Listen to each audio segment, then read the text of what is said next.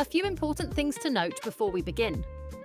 Not all of the printers that use the item are listed on the box. If you're unsure whether you've ordered the right item, let us know. We're happy to help. Always take precautions when handling your consumables in order to protect surfaces.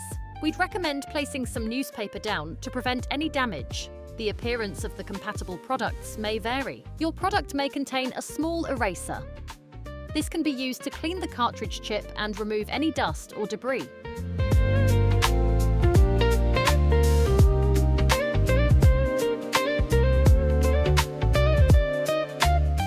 Remove the clip from the cartridge, then remove the pull tab. This is the print head, where the ink will come from. This is the cartridge chip.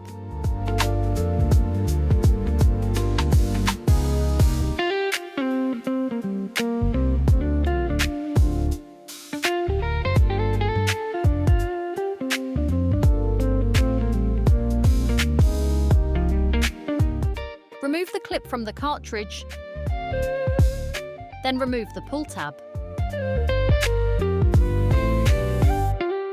This is the print head, where the ink will come from.